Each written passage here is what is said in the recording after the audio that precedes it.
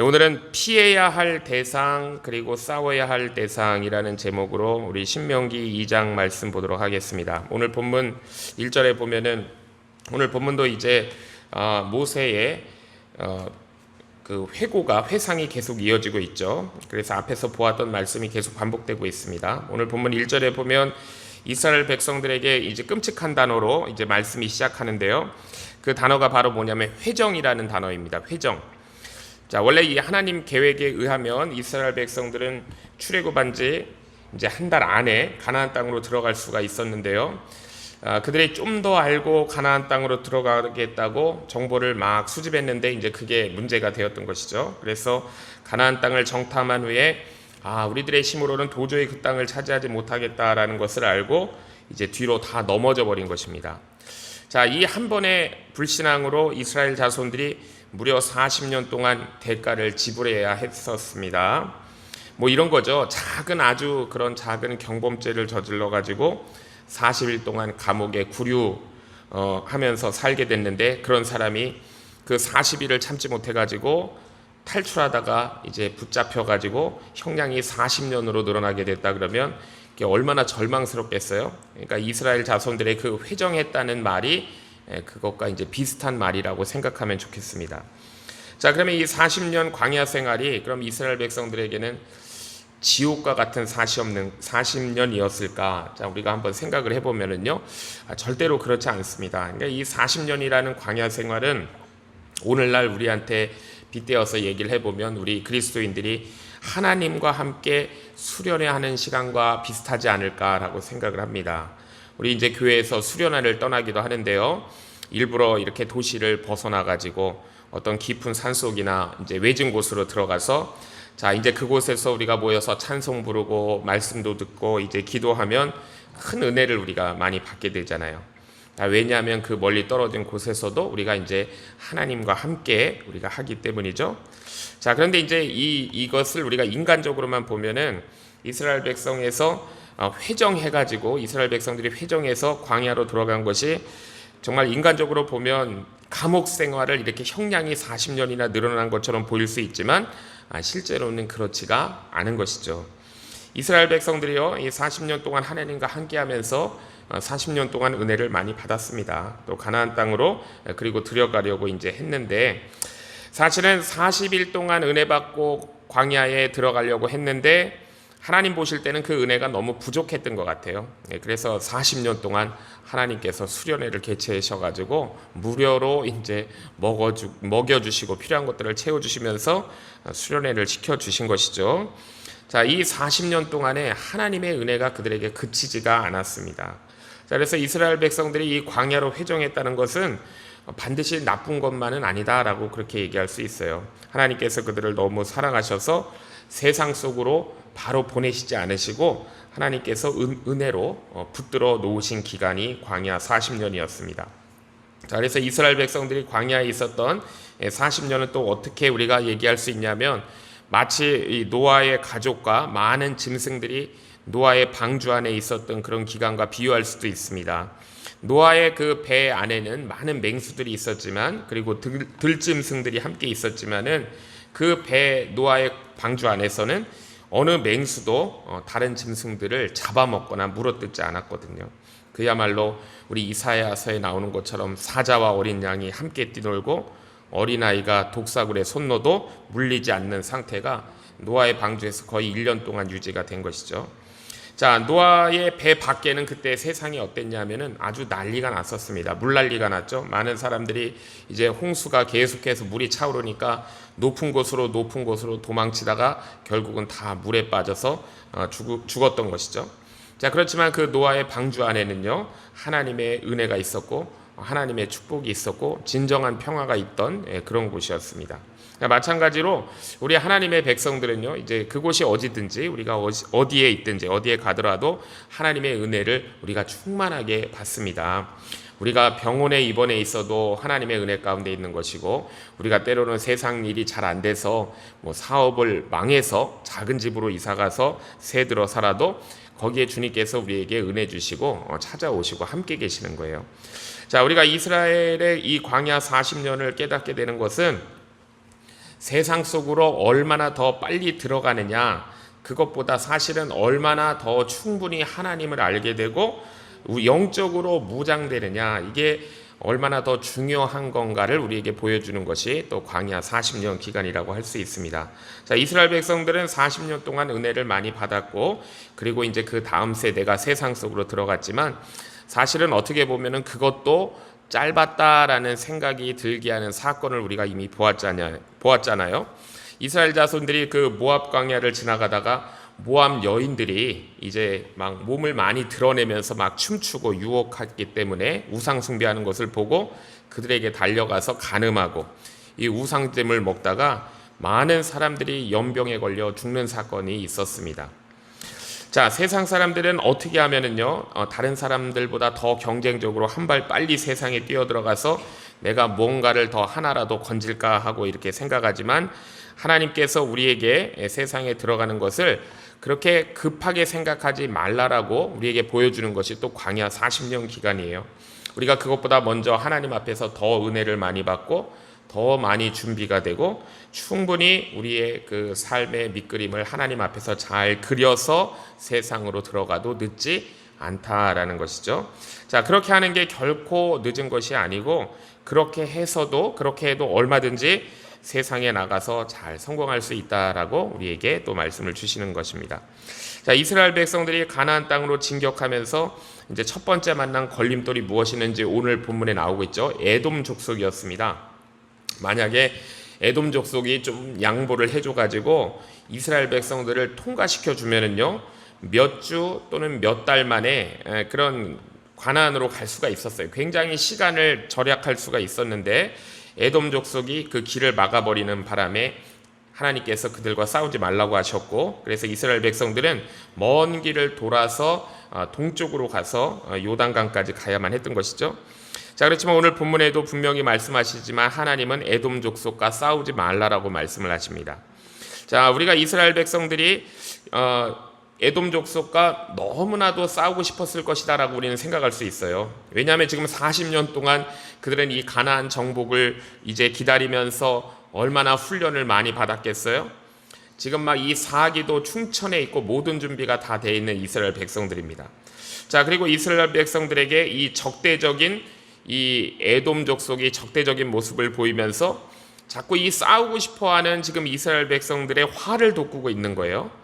자, 게다가 이스라엘 백성들이 에돔을 피해가지고 세일산을 돌아가게 된다 그러면 시간적으로 엄청난 낭비이고, 앞으로 또 다른 족속들이 이스라엘을 우습게 여길 수도 있는 거거든요. 자, 이 첫 번째 상대부터 정말로 잘 정복을 해야 하나님께서 맡기신 일을 앞으로 더 잘할 것 같은 생각도 있었을 것입니다. 자, 그런데 하나님께서는요, 이스라엘 자손들에게 에돔 이 족속들과는 싸울 대상이 아니라는 것을 분명히 말씀을 하시는 거예요. 자, 이처럼 우리가 또 다른 사람들이 우리한테 적대적일 수도 있고요, 나를 힘들게 할 수도 있지만 모두 나의 적이다라고 생각하지는 말아야 됩니다. 하나님께서 이스라엘 백성들에게 이 에돔 족속들의 땅은 한 발자국도 너희들에게 주지 않았다라고 말씀하셨기 때문에, 만약에 이 에돔 족속들이 이 땅을 거저준다고 해도 받으면 안 되는 게 에돔 족속의 땅이었어요. 그 이유가 뭐냐면은 이 에돔 땅이 당장 보기에는 이것이 유리하고 좋게 보일지 몰라도 하나님의 이 큰 그림 안에서는 이 전혀 필요가 없는 곳이기 때문입니다. 자, 오히려 이스라엘 이 백성들이 에돔 땅을 차지하게 되면 하나님이 그려놓으신 그 계획이 망가뜨려지게 되는 거예요. 절대로 이 에돔 사람들과 싸우거나 그들의 땅이나 물건을 탈취하지 말라라고 하십니다. 자, 만일 이때 에돔 사람들이 억지로 나와가지고 만약에 이스라엘 백성들과 싸우려고 하면 어떻게 해야 될까요? 이때는 하나님의 말씀대로 싸우지 말고 도망치기라도 해야 되는 것이죠. 하나님께서 싸우지 말라고 하는 대상은 싸우지 않는 것은 물론이고 오히려 지는 것이 이기는 것이기 때문이에요. 자, 우리는 많은 경우에 내가 좀 더 겸손하게 해가지고 그 사람의 이해를 구하고 나의 친구로 만들어야 할 사람들이 있습니다. 그런데 나의 작은 욕심 때문에 적으로 만들어 버리는 경우가 많이 있거든요. 자, 그러면 우리가 그 작은 것을 얻을지는 몰라도 큰 것을 놓칠 수가 있는 것입니다. 우리는 큰 것을 놓치지 말아야 되죠. 자, 그리고 이 에돔은요, 사실 지형적으로 보면 이 큰 돌산에다가 구멍을 뚫어서 성을 만든 그런 곳이에요.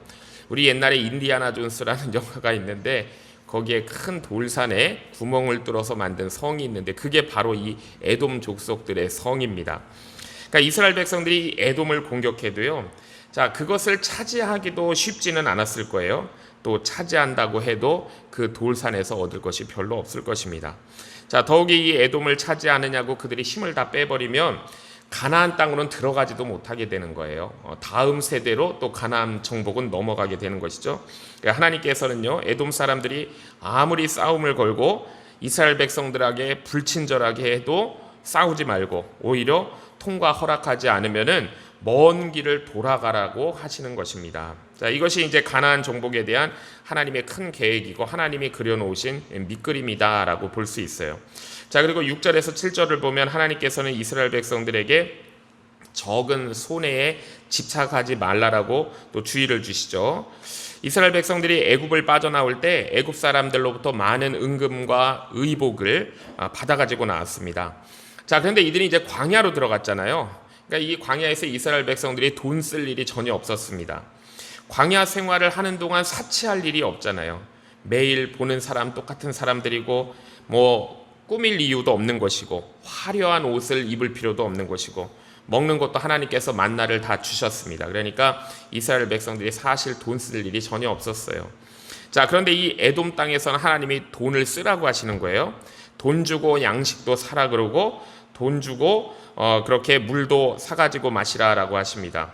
자, 우리가 돈 주고 양식 사는 건 이해가지만 그 당시에 돈 주고 물 사는 것은 잘 이해가 되지 않죠. 저도 어렸을 때 돈 주고 물 사 먹은 적이 한 번도 없거든요.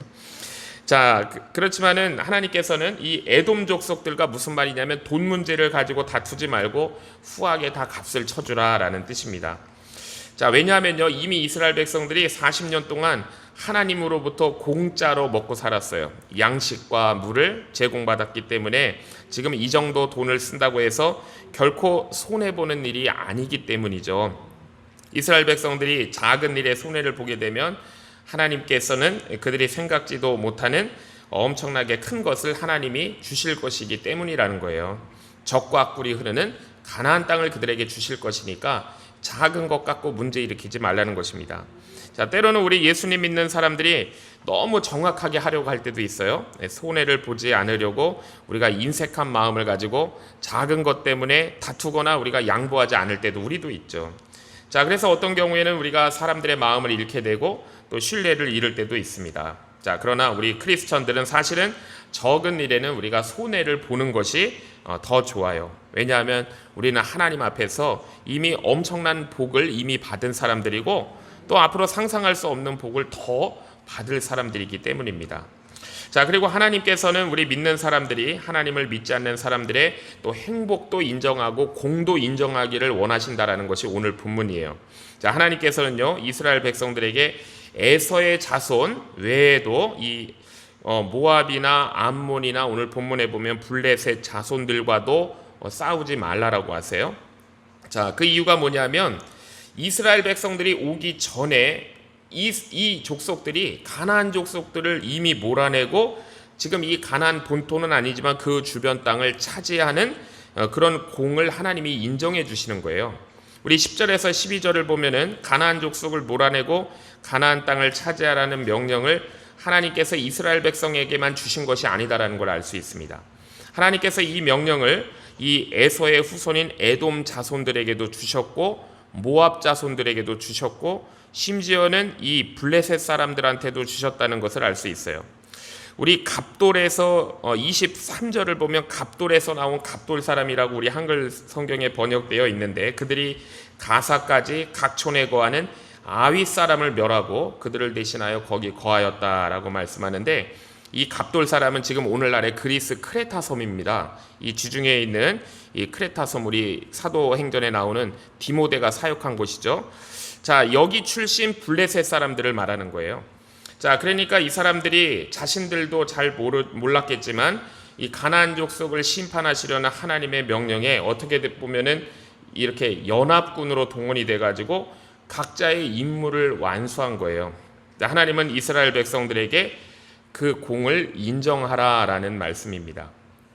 자, 이스라엘 백성들이 원래대로 하면은 남쪽 가데스 바네아에서 이제 북쪽으로 진격을 해야 하는 하나님의 원래 계획인데 하나님의 그 전략이 바뀌신 거예요.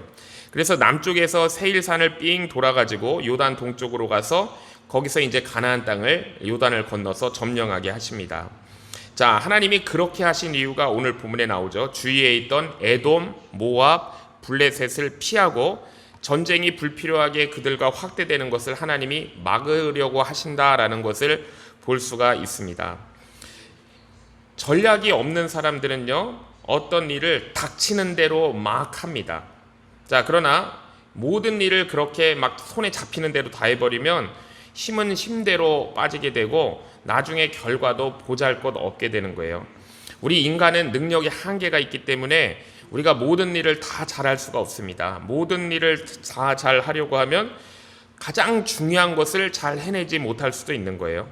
그러니까 하나님께서는 이스라엘 자손들에게 오직 이 가나안 본토에 대한 그 가나안 족속들만 대상으로 싸우라는 거예요. 모압, 암몬, 블레셋, 이들은 사실 가나안 족속이 아니었습니다.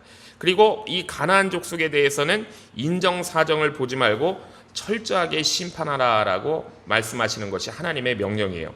자, 그리고 이제 그 첫 번째 대상이 가나안 땅에 들어가기 전에 가나안 족속이 있습니다. 요단 동편에 있는 이 헤스본 왕 시온과의 전투였죠. 자, 헤스본은 모압과 암몬 사이에 있는 요단 동편의 땅입니다. 우리 민수기에서 이미 보았어요. 굉장히 비옥한 땅이고 거기 워낙 그 있는 가나안 족속들이 강한 족속인데 그래서 아무도 거기를 차지하지 못하고 있었던 거예요. 암몬과 모압도 그들을 당해내지 못하고 있었습니다. 그런데 하나님께서 이스라엘 백성들에게 여기부터 너희들의 전쟁이 시작된다라고 말씀하시는 거예요. 자, 하나님께서는 남들이 다 전쟁해 놓은 그 땅에 들어가서 이스라엘 백성들이 이제 차지하는 것을 원하지 않으신다라는 걸 볼 수가 있습니다. 자, 어떤 사람 중에는 다른 사람들이 다 일할 때 놀고 있다가 이렇게 숟가락 얻는 사람들이 있잖아요. 자, 이런 사람들이 어떻게 보면은 쉽게 성공할 수도 있지만 우리가 알아야 될 것은 결국 쉽게 성공한 것은 쉽게 잊어버리게 된다라는 것을 우리가 알아야 돼요. 다른 사람들이 쉽게 해내지 못한 것을 해냈을 때 그 나의 일이 오래 간다라는 뜻입니다. 자, 그래서 우리 믿는 사람들은요, 어쨌든 너무나 세상을 쉽게 살려고 하는 생각을 버려야 돼요. 우리가 이스라엘 백성들처럼 하나씩 정복해서 나의 것으로 만들어가는 것, 이게 이제 믿음의 사람들의 삶의 태도라고 하겠습니다. 자, 그런데 하나님께서는 이 헤스본 왕을 공격하는 방법이 이제 지금까지 다른 나라들과 쓰는 비슷한 방법을 쓰는 것처럼 그렇게 보이죠. 헤스본 왕에게도 이 길을 통과할 때니까 허락해달라고 이렇게 부탁하라고 모세에게 말씀하시고, 지나가면서 뭐 밭이라든지 다른 땅은 일체 들어가지 않겠다고 하고, 양식이나 물은 꼭 돈 주고 사 먹겠다라고 하나님이 그렇게 말하게 하세요. 자, 그렇지만은 대개 이제 어떤 왕도 이 200만이 넘는 사람들이 자기 땅을 통과시키는 법은 없는 거예요. 자, 왜냐하면 이렇게 들어와가지고 공격해버리면 사실 꼼짝 못하고 당할 수밖에 없기 때문에 통과시킬 수가 없는 것입니다. 자, 그래서 우리가 알아야 될 게 뭐냐면, 일단 이스라엘 백성들이 헤스본을 통과하겠다고 얘기한 것은 하나님의 심판이 너희에게 임한다라는 그런 선전포고와 같은 거예요. 자, 이때 헤스본 왕이 살 수 있는 길은 뭐냐면, 지금까지 자신들의 죄를 회개하고 이스라엘 백성들을 맞이해서 그의 종이 되는 길밖에 사실 없는 것입니다. 자, 그런데 이상하게도 정말 교만한 사람들은 하나님의 백성들의 말을 들으면 화를 내고 욕을 하면서 공격적으로 바뀌게 돼요. 왜냐하면 이미 그들이 마귀의 종이기 때문에 하나님의 백성들이 무조건 미운 것이죠. 이게 바로 헤스본 왕 시온의 모습입니다. 그래서 하나님께서 헤스본 왕에게 통과하겠다고 말하게 하신 것은 그들에게 한 번 살 수 있는 기회를 주신 것과 같아요. 그런데 헤스본 왕은 자기가 이 세상에서 가장 힘이 있고 잘난 것으로 알기 때문에 절대로 굴복할 리가 없습니다. 결국 헤스본은 이스라엘 백성들에 의해서 완전히 진멸당한 첫 번째 멸망한 가나안 족속이 되고 만 것이죠.